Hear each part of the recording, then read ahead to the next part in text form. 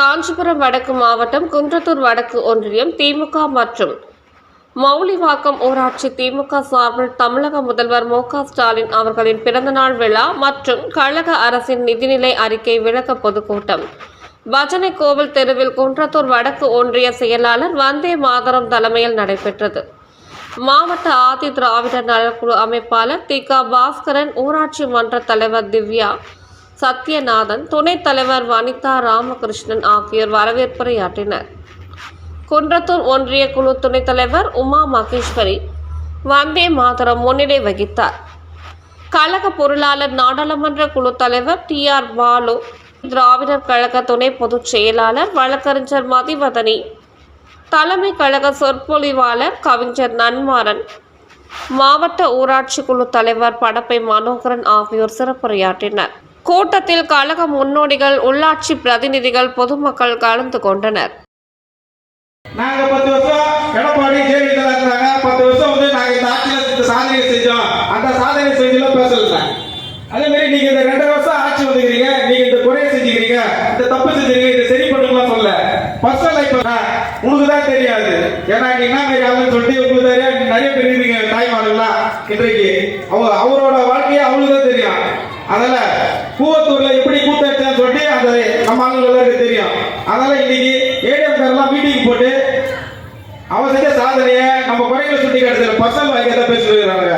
அதனால நாங்க கூட்டம் போட்டா இது மாதிரி சாதனைகளை சொல்லுவோம். இன்னைக்கு ஃபுல்லா சொல்லிட்டே இருப்போம். இன்னும் சாதனைகள் இருக்குது. தலைவர் செஞ்சிருக்கிறாரு, முத்தமிழ் டாக்டர் கலைஞர் செஞ்சிருக்கிற சாதனைகள்லாம் அதெல்லாம் நாங்க இன்னும் ஃபுல்லா கூட சொன்னா நாள் பத்தாது, எங்களுக்கு டைம் போகாது. அதனால நீங்க வருகிற நாடாளுமன்ற தேர்தலில் நீங்க எல்லாம் இன்னைக்கு கூட இவ்வளவு மகளிர் எல்லாம் இருக்கிறீங்க, எவ்வளவு சீரியெல்லாம் தியாகம் பண்ணி வந்து உட்காந்துருக்கிறீங்க நம்மளுடைய தலைவர் பிறந்த நாளுக்காக பொதுவாங்க.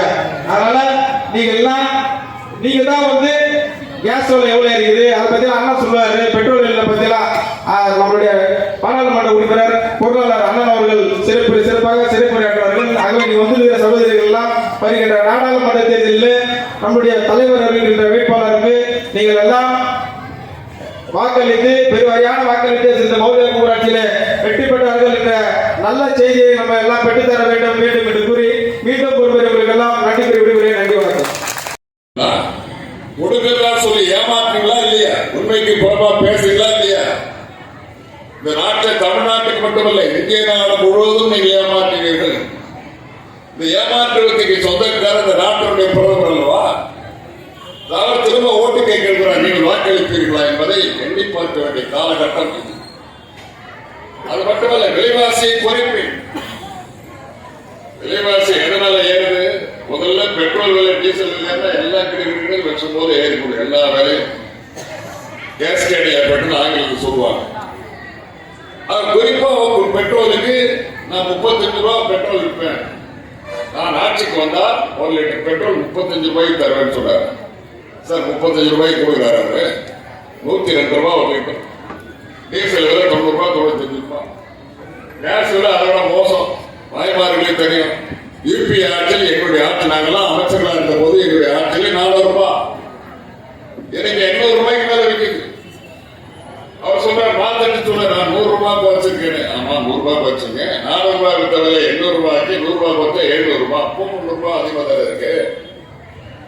இது மக்கள் ஏமாந்து விடுவார்களா? பெண்கள் ஏமாறுவார்களா? ஒட்டுமொத்தமாக பொருட்டு வேலை செய்து கொண்டு இந்த நாட்டினுடைய தலைமை அமைச்சராக இருந்து கொண்டிருக்கின்ற நம்முடைய மோடி அவர்களுக்கு, என்னுடைய அன்பு நண்பருக்கு நான் சொல்லிக் கொள்வதெல்லாம், நீங்கள் இதுவரை ஏமாற்றியது போதும், எத்தனை காலம் தான் ஏமாற்றுவீர் இந்த நாட்டிலே என்றே மலைக்கிழமை ஒரு பாட்டு. ஆனா கலைஞர் இருக்கு, எத்தனை காலம் தான் ஏமாற்றுவீர் இந்த நாட்டிலே, உங்க நாட்டிலே. ஒரு 5-6 வருஷத்துக்கு முன்னாடி ஒரு நாள் ராத்திரி ஒரு செய்தி வந்தது. என்ன செய்தி? 500,000 செல்லாது அறிவிச்சாரா இல்லையா? ஒரே நாள் அறிவிச்சார். நம்ம வீட்டுல அங்க ஒரு 500,000 ஒதுக்கி சின்னப்பாடு மலர்ல சிப்பாக்கில் எங்காவது ஒதுக்கி வச்சிருப்பாரு. எல்லாம் அதே போல என்னடா செல்லாதுன்னு பார்த்து ஒண்ணு பேங்க்ல போய் மாத்திக்கலான்னு. பேங்க்ல 2 மாசம் போய் நம்ம ஜனங்க போய் நின்னுமா இல்லையா? எல்லாரும் பேங்க்ல எல்லாம் தான் நின்னோம். 500,000 நின்று கஷ்டப்பட்டு போய் மாத்தினேன்.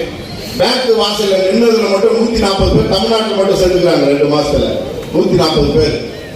சரி, செல்லாதுன்னு கருப்பு பணத்தை கண்டுபிடிக்க போறாங்க. அப்ப கண்டுபிடிக்கிறாங்க. சரி, புதுசா 2000 நோட்டு 500 நோட்டு அறிவிச்சாரு. நீதான் அவர் தானே அறிவிச்சாரு. 2000 நோட்டு அவர் தானே அறிவிச்சாரு. இப்போ ஒரு மாசம் முன்னாடி என்ன நிலைமை? இப்ப 2000 இருக்குதா? என்ன சொன்னாரு? செலவு ஏங்க 5 வருஷம் 6 வருஷத்துக்கு முன்னாடி அவர் தான் அறிவிச்சாரு. 500,000 செல்லாது இருக்கு. 2000 நோட்டு அவர் தானே எடுத்து வந்தாரு. மறுபடியும் என்ன செல்லாது இருக்கிற? நீ தானே அந்த நோட்டை அறிவிச்ச. நீ ஏன் செல்லாது இருக்கிற? யோசித்து பாருங்க. ஒரு கேள்விக்குத்தான அரசாங்கம், மக்களை பற்றி சிந்திக்காமல் ஒரு தாண்டோண்டித்தனமான அரசாங்கம், ஒரு துக்ளக் தர்பார் இன்றைக்கு நடந்து கொண்டிருக்கிறது என்பதை நீங்கள் எண்ணி பார்க்க வேண்டும்.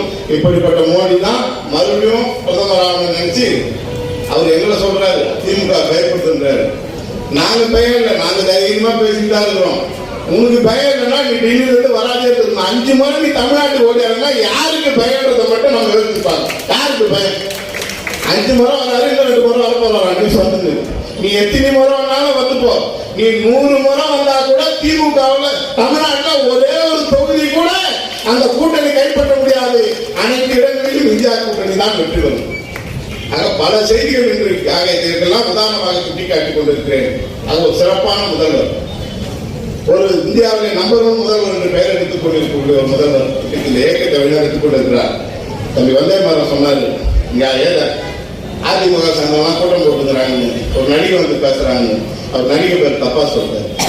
உண்மையா? வினிதான் சொன்னார், அது பேரு இந்தியா. அது எதுக்கு போறாங்க தெரியுமா கூட்டம்? அந்த நடிகை வரலன்னா வர 10 பேர் கூட வர மாட்டாங்க. அவன் பேசுறது யாரும் கேட்க வரும். இப்ப நான் பேசுறேன், தம்பி பேசினாரு, இந்த ஊர்ல எவ்வளவு செய்யறாரு, நான் மட்டும் 45 லட்சம் நான் மட்டும் கொடுத்துக்கிறேன்னாரு என் நிதி ஒதுக்கீடு. அப்புறம் மந்திரி எத்தனை கோடி கொடுத்துக்கிறேன்னாரு. அப்புறம் ஊராட்சி மன்றத்துல ஒன்றிய குழுல இப்படி பல கோடிக்கு நம்ம இந்த ஒரு ஊராட்சியில மட்டும் செய்கிறோம். 10 ஊராட்சியில மட்டும் இன்றைக்கு சுமார் பல கோடிக்கணக்கான ரூபாய்க்கு திட்டம் பண்ணிங்க. அது சாலையாக கால்வாய் நடந்து கொண்டு அது குறிப்பாக அவர் சொன்ன மாதிரி நம்முடைய அமைச்சர் ஆதிரங்கன் தாமா அன்பரசன் அவர்கள் ஒரு வார்டு மெம்பர் கூட அது மாதிரி வேலை பார்க்க மாட்டான். இந்த 10 ஊராட்சிக்கு தினந்தோறும் உழைத்துக் கொண்டிருக்கக்கூடிய ஒரு அற்புதமான ஒரு சட்டமன்ற உறுப்பினர் அமைச்சரை நாம் பெற்றிருக்கோம்.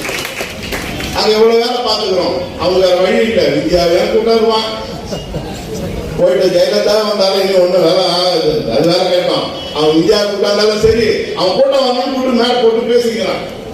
அங்க நாங்க மேடை போட்டு பேசுறோம்னா இந்த 2.5 வருஷத்துக்கு நாங்க என்னென்ன செய்திருக்கிறோம் சொல்றோம். நீங்க ஒரு மேடை போட்டு எல்லா ஊர்லயும் பேசுங்க வேணாம்னு சொல்ல, அந்த ஊர்ல 10 வருஷத்துல நீங்க என்ன செய்த சாதனைன்னு ஒருத்தராவது சொல்லுங்க. தயவு செய்து சொல்ல முடியாது, சொல்ல அவங்களுக்கு வழி கிடையாது. ஆக 10 ஆண்டு காலம் இந்த நாட்டை குட்டிச்சவராக்கியவர்கள் இருக்கிறார்கள். ஆக நம்முடைய ஆட்சி 2.5 ஆண்டு காலத்தில் பல சிறப்பான திட்டங்களை செயல்படுத்திய ஆட்சி. குறிப்பாக நிறைய பேருக்கு இன்னைக்கு இளைஞர்கள் நிறைய பேர் வந்திருக்கீங்க. தயவு செய்து இந்த திராவிட முன்னேற்ற கழகம் என்பது இது கட்சி கிடையாது, இது ஒரு இயக்கம். இது கட்சி கிடையாது, இது ஒரு இயக்கம். இது ஒரு சமுதாய சீர்திருத்த இயக்கமாக உருவாக்கப்பட்டது. 100 ஆண்டுகளுக்கு முன்னால் நீதி கட்சி என்ற இயக்கமாக தொடங்கிய இந்த இயக்கம் இன்று வரை தொடர்ந்து கொண்டிருக்கிறது. தாழ்த்தப்பட்ட பிற்படுத்தப்பட்ட அடித்தட்டு மக்களை உயர்த்த வேண்டும் என்று உருவாக்கப்பட்ட இயக்கம். அந்த தலைவர் தான் நம்முடைய தலைவர் மு.க. ஸ்டாலின் அவர்கள். இன்று வரை தொடர்ந்து உழைத்துக் கொண்டிருக்கக்கூடிய இயக்கம். ஆக இது கட்சி கிடையாது, இது ஒரு இயக்கம். இந்த இயக்கத்துடைய தலைவராக தமது மு.க. ஸ்டாலின் அவர்கள் இன்று இந்த இயக்கத்தை வழிநடத்திக் கொண்டிருக்கிறார். இந்த நாட்டை வழிநடத்திக் கொண்டிருக்கிறார். அந்த தலைவர் பின்னால் அணிவகுத்து வருகின்ற நாடாளுமன்ற தேர்தலில் வெற்றியை பெறுவோம் என்று சொல்லி இந்த சிறப்பான கூட்டத்தை ஏற்பாடு செய்திருக்கின்ற தம்பி வந்தேமாறன் உள்ளிட்ட அனைவருக்கும் நன்றியை சொல்லி விடைபெறுகிறேன். நன்றி, வணக்கம். பஜனை கோவில் தெருவில் கோவில் திருவிழாக்கள் நடந்து பார்த்திருப்பீர்கள். இந்தியா கூட்டணியுடைய வெற்றி திருவிழாவை அண்ணன் வந்தேமாறன் அவர்கள் இந்த நிகழ்வில் நடத்தி கொண்டிருக்கிறார். காரணம், இந்த நிகழ்ச்சியில் இருக்கக்கூடியவர்களை பார்த்தாலே உங்களுடைய உற்சாகம் என்று கொண்டாடி கொண்டிருக்கிறது. அப்ப நம்முடைய வாழ்க்கை என்பது பெருசு கிடையாது. நமக்கு எவ்வளவு வாழ்க்கை பெருசு கிடையாது. அப்ப ஏன் நிகழ்ச்சி நடத்துறோம்? இது முதலமைச்சருடைய பிறந்தநாள் விழா அல்ல. இவ்வளவு நமக்காக செய்யக்கூடிய முதல்வருக்கு நன்றி சொல்லக்கூடிய பெருவிழா தான் முதலமைச்சருடைய பிறந்தநாள் விழாக்கள். எதுக்கு நன்றி சொல்லணும்? யார் நன்றி சொல்றாங்களோ இல்லையோ, நான் எல்லா மேடைகளிலும் சொல்லுவேன், முத்தமிழறிஞர் கலைஞர் அவர்கள் யார் அவருக்கு நன்றிகள் பெற்றுள்ளார்களோ இல்லையோ, தமிழ்நாட்டு பெண்கள் முத்தமிழறிஞர் டாக்டர் கலைஞர் அவர்களுக்கு நன்றிகள் பெற்றிருக்கிறோம். காரணம், தந்தை பெரியார் என்ற ஒரு தலைவர் சொந்த அப்பா அம்மா நம்மளை செலவா பார்த்தாங்க, கெட்டமா பார்த்தாங்க. இதெல்லாம் கல்யாணம் பண்ணி கொடுக்கணும், இதை வச்சு வீட்டுல என்ன பண்ண போறோம், வரதட்சணை கொடுக்கணும், இதை படிக்க வச்சு என்ன பண்ண போறோம் நினைச்சாங்க.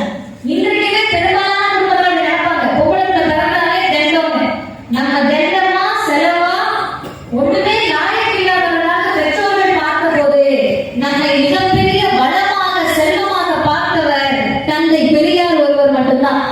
அவருடைய சிந்தனைகளை எல்லாம் செயல்வடிவம் கொடுத்த முதலமைச்சர் ஒருவர் உண்டென்றால் அது முத்தமிழறிஞர் டாக்டர் கலைஞர் தான்.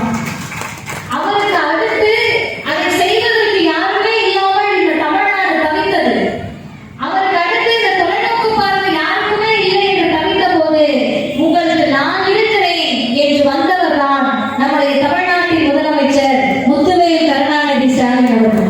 காலை உணவு திட்டத்தை அரசு பள்ளிக்கு மட்டும் கிடையாது, அரசு உதவி பெறும் பள்ளிக்கும் இனிமேல் நாங்கள் வழங்குவோம் என்று நிதிநிலை அறிக்கையில் முதலமைச்சர் அறிவித்தார்.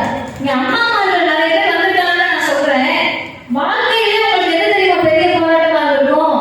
கலைஞர் உரிமை தொகையை பற்றி சொன்னார்கள், விடியல் பயணத்தை பற்றி சொன்னார்கள். பிள்ளைக்கு சோறு போட முடியலன்னா ஒரு பெற்ற தாய்க்கு வரக்கூடிய வேதனை அது எதுவே வராது. கல்யாணத்துக்கு பிள்ளைக்கு நகை போட முடியலன்னா கூட அந்த வேதனை வராது. குழந்தை பசியில் துடிச்சிட்டு இருக்கப்ப காசு இல்லைன்ற காரணத்தினால அந்த பிள்ளைக்கு சோறு போட முடியலன்னா தந்தையை விட தாய் தான் குடித்து போவாங்க. அப்ப காலையில அரசு பள்ளிக்கு நம்ம பிள்ளைகளை அனுப்பிச்சு விடுறோம். 1ஆவதுல இருந்து 5ஆவது வரைக்கும் அந்த சின்ன குழந்தைங்க ஸ்கூலுக்கு போய் வாடிய முகத்தோடு இருக்குங்க. முதலமைச்சர் பார்த்து கேட்கிறாரு, இதெல்லாம் யோசிச்சு பாருங்க, படித்த இளைஞர்கள் இதெல்லாம் வந்து அந்த மன்னன் செஞ்சாரு இந்த மன்னன் செஞ்சாரு நம்ம கலரா படிச்சிருக்கோம். இது நிகழ்காலத்தில் நடந்தது. போய் பார்க்கிறாரு, முகம் வாடி இருக்கு. என்னப்பா கேட்கிறாரு, சாப்பிடலன்னு சொல்றான். ஒரு மாணவன் சாப்பிடவில்லை என்று சொன்ன உடனே காலை உணவு திட்டத்தை கொண்டு வந்த ஒரு முதல்வர் இருப்பார் என்றால் அது தமிழ்நாட்டின் முதல்வர் தான். இந்த காலை உணவு திட்டத்தை நம்ம எப்படி பார்க்கிறோம்னா, பச்சை பிள்ளை சாப்பாடு நம்ம பார்க்கல. இந்த குழந்தை அதை சாப்பிட்டுதான் டாக்டர் ஆக போகுது, இந்த குழந்தை அதை சாப்பிட்டுதான் இன்ஜினியர் ஆக போகுது, இந்த குழந்தை அதை சாப்பிட்டுதான் வக்கீல் ஆக போகுது. நாளைய தலைமுறையை உருவாக்குவதற்கான இன்றைய அடித்தளம் தான் காலை உணவு திட்டமாக நம்ம பார்க்கிறோம். இது திராவிட மாடல். இது ஆரிய மாடல் எப்படி தெரியுமா பார்த்துச்சு? பிஜேபி ஆர்எஸ்எஸ் பார்ப்பன கூட்டம் எப்படி தெரியுமா பார்த்துச்சு? அடுத்த நாள் தினமலரில் எழுதுகிறார்கள், காலை டபுள் சாப்பாடு கக்கூஸ் நிகழ்ந்து வருகிறது. அருமை தோழர்களே, குறிப்பாக தாய்மார்களே, எவ்வளவு மோசமானவர்கள் மத்தியில் நாம் வாழ்ந்து கொண்டிருக்கிறோம் யோசிச்சு பாருங்க. நம்ம புள்ள சாப்பிட்டா கக்கூஸ் நிகழ்ந்து வழியுதுன்னா, பாப்பா வீட்டு பிள்ளை பணக்காரங்க வீட்டு பிள்ளை சாப்பிட்றப்ப எது நிகழ்ந்து வழியும்? இதை யாருமே கேட்கலையே. அதை எதிர்த்து தினமலரை எதிர்த்து போராட்டம் ஆர்ப்பாட்டம் நடத்திய இயக்கம் திராவிட முன்னேற்ற கழகமும் திராவிட கழகம் போன்ற திராவிட இயக்கங்கள் தானே. வேற யாருக்கும் ரோஷம் வரலையே. காலை உணவு திட்டத்தை பற்றி ஒரு செய்தியை சொல்லுகிறேன். இதுல என்ன இருக்க போகுது? இதெல்லாம் என்ன, இதெல்லாம் யாரும் செய்ய மாட்டாங்களா அப்படின்னு நீங்க நினைக்கலாம். நான் போற இடத்துலதான் இந்த செய்தியை சொல்றேன். பணக்காரர்களுக்கு ஒரு திட்டமே கிடையாது. பெரும் முதலாளிகள் அம்பானி அதானிக்கெல்லாம் ஒரு விஷயமே கிடையாது. கார்பரேட்டுகளுக்கு விஷயமே கிடையாது. ஏழை எளிய நடுத்தர வர்க்க மக்கள் இதை யோசிச்சு பார்க்கணும். கெமிக்கல் சொல்லக்கூடிய ஒருவர், அவர் யாருன்னு கேட்டீங்கன்னா இளைஞர்களுக்கு தெரியும். மிகப்பெரிய ரோபோட்டிக்ஸ் நிறுவனத்தினுடைய சிஇஓ. ரோபோட்டிக்ஸ் நமக்கு தெரியும். ரோபோட்டிக்ஸ் செயற்கை நுண்ணறிவு பிரிவினுடைய சிஇஓ. அந்த நிறுவனத்துக்கு அவர் தான் ஹெட். அவர் சொன்னாரு, காலை உணவு திட்டத்தை பற்றி ஒரு ரோபோட்டிக்ஸ் நிறுவனத்தின் சிஇஓவாக நான் சொல்லவில்லை, துப்புரவு தொழிலாளியுடைய மகனாக சொல்லுகிறேன். அவங்க அப்பா துப்புரவு தொழிலாளி. பீகார்லயோ உத்தரப்பிரதேசலயோ ராஜஸ்தான்லயோ மத்திய பிரதேசலயோ துப்புரவு தொழிலாளியுடைய மகன் ரோபோட்டிக்ஸ் நிறுவனத்தினுடைய சிஇஓ மாற முடியுமா? தமிழ்நாட்டில் அவர் சொல்லுகிறார், ஒரு துப்புரவு தொழிலாளியின் மகனாக சொல்லுகிறேன். இந்த காலை உணவு திட்டமும் தமிழ் புதல்வன் திட்டமும் என்னை போன்ற ஆயிரக்கணக்கான முதல் பட்டதாரிகளை தமிழ்நாட்டில் உருவாக்கும். அதற்கு முதல்வருக்கு நன்றி. இதெல்லாம் கொண்டு வந்தா நம்ம வந்து, நான் ரொம்ப வெளிப்படையா சொல்றேன், யாரும் தவறா எடுத்துக்க வேண்டாம். எதிரணியில் இருக்கக்கூடிய பெண்களை பற்றி யாராக இருந்தாலும் சரி, அநாகரிகமாக கொச்சையாக பேசுவது பிஜேபி மாடல். எதிரணியிலே இருந்தாலும் அவர்களையும் கண்டிதமாக நடத்துவதுதான் திராவிட மாடலாக கலைஞர் விரும்பியதாக இருக்கும். அதனால நான் அம்மாவை மரியாதையோட சொல்றேன். கலைஞர் உரிமை தொகை என்ன சொல்றாங்கன்னா, 1000 ரூபாய் பிச்சை காசு போட்டா ஓட்டு போட்டுவாங்களா அப்படின்னு கேட்கிறாங்க. இப்ப நம்ம என்ன சொல்றோம்னா, நீங்க எல்லாரும் கோவப்படுறோம், நமக்கு ஆத்திரம் வருது, இப்பெல்லாம் பேசிட்டு இவங்க வந்து வெக்கமே இல்லாம மீண்டும் மோடி எப்படி வருவாங்க? அந்த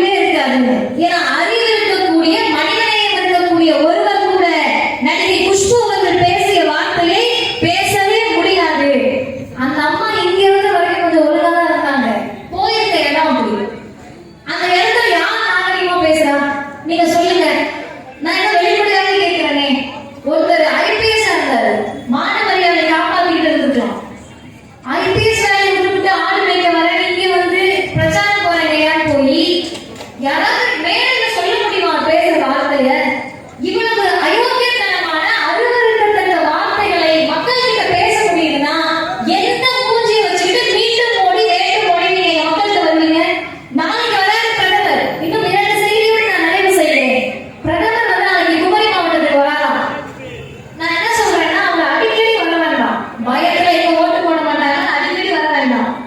நல்ல முதல்வர்கிட்ட சொன்னா டென்ட் போட்டு தருவாங்க. டென்ட் போட்டு தமிழ்நாட்டில் கூட உட்காந்துக்கலாம், இல்ல வாடகைக்கு வீடு எடுத்து கூட உட்காந்துக்கலாம். தலைகீழாக நின்று தண்ணி கொடுத்தாலும் பிஜேபி ஒரு தொகுதியில் கூட தமிழ்நாட்டில் வெற்றி பெறுவதற்கு வாய்ப்பே கிடையாது. தமிழ்நாட்டு மக்கள் நன்றியுடையவர்கள், தமிழ்நாட்டு மக்கள் பகுத்தறிவு உள்ளவர்கள். யோசிச்சு பாருங்க, நம்ம பகுத்தறிவுலாம் எப்படி இருக்கும்? மேடையில் இருக்கக்கூடியவர் நிகழ்ச்சியினுடைய தலைமை யாரு? வந்தே மாதரம். அவர்கிட்ட வந்து நீங்க இந்தியாவுக்கு தேசப்பட்டு தமிழ்நாட்டில் இல்லைன்னு சொல்ல முடியுமா? அது பேரை கேட்டு நான் கேட்டேன், அப்பா காங்கிரஸ்காரன் இல்ல திமுக காரன். அப்ப நீங்க யாருக்கு வந்து பாடம் எடுப்பீங்க? இன்னொன்னு உட்கார்ந்து கேட்கறவங்க பாத்தீங்கன்னா பட்டை குங்குமம் சந்தனம் திருநூறு எல்லாம் எங்க அண்ணனுக்கு அப்படிதான் உட்காந்துருக்காங்க. எங்க அக்கா அம்மா எல்லாம் அப்படிதான் உட்காந்துருக்காங்க. திராவிட கழகம்ன்றது அடிப்படையில் நாத்திக இயக்கம். இப்ப எங்களுக்கு கடவுள் நம்பிக்கை இல்ல, நீங்க சாமி கும்பிடுறவங்க. நம்ம எதை இணைக்குது? காலையில அண்ணன் போன் பண்ணி ஒற்றை செயலாளர் என்ன சொல்றாரு, அம்மா வீட்டுல வந்து நைட்டு சாப்பிட்டு போனோமான்னு. நான் இல்லைன்னா எனக்கு லேட் ஆயிடும், பொதுவா நிகழ்ச்சிகளுக்கு போற இடத்துல வந்து வேகமா கிளம்பிடும். எனக்கு அவர் அதுக்கு முன்னாடி தெரியாது, உண்மையா அவர் எனக்கு தெரியாது, அவருக்கு எனக்கு தெரியும், அவருக்கு எனக்கு தெரியாது. எந்த உரிமையில் அவர் நைட்டு நம்ம வீட்டுல நம்ம சாப்பிடணும்ன்றாரு? சொல்றதை விட அடுத்தவர் சொல்றாரு, அவர் வச்சு ஒரு 1/2 மணி நேரத்துல அவங்களோட இளைஞர் போன் பண்றாங்க. அவங்க அவ்வளவு பாசமா பேசிட்டு வச்சிடறாங்க. இவர் அதுக்கு அடுத்து மதியமா கூப்பிட்டு எப்படிமா வரீங்கலாம் கேட்டுட்டு, அம்மா அண்ணி போன் பண்ணாங்களா? யாரு சார் கேட்பா? பிஜேபியில இருக்கவங்க இந்த உறவு முறை வருமா முத? இப்ப இந்த அடிப்படையில் இந்த இயக்கம் எப்படி உருவானதுன்னு சொன்னா, அவர் கை நிறைய சிவப்பு கயிறு, மனிதரை கடவுள் இல்லைன்னு சொல்ற பிள்ளை. எங்களை எது இணைக்கிறது? பெரியார் இணைக்கிறார், அண்ணா இணைக்கிறார், கலைஞர் இணைக்கிறார், திராவிடம் இணைக்கிறது. அதனால நாங்க ஒரே மேடையில் உட்கார்ந்திருக்கோம். இதுதான் தமிழ்நாட்டு மக்களுடைய எண்ணம். குடியுரிமை திருத்த சட்டத்தில் இஸ்லாமியர்களுக்கு ஆபத்துன்னு சொன்னா இஸ்லாமியர்கள் அக்கா இங்க வந்து உட்கார்ந்துருக்காங்க. குடியுரிமை திருத்த சட்டத்தான் இஸ்லாமியர்களுக்கு பாதிப்புன்னு சொன்னா இஸ்லாமியர்கள் தெருவில் இறங்கி போராடுகிறார்களோ இல்லையோ, தமிழ்நாட்டில் இந்து சகோதரர்கள் தெருவில் இறங்கி போராடுவார்கள். அதுதான் தமிழ்நாடு. அப்ப நீங்க வந்து இங்க ஏதாவது ஒரு பூச்சாண்டி காட்டி பிஜேபி ஒரு சீட்டு வெற்றி பெற்றலாம் அப்படின்னு நீங்க நினைக்க முடியாது. எனவே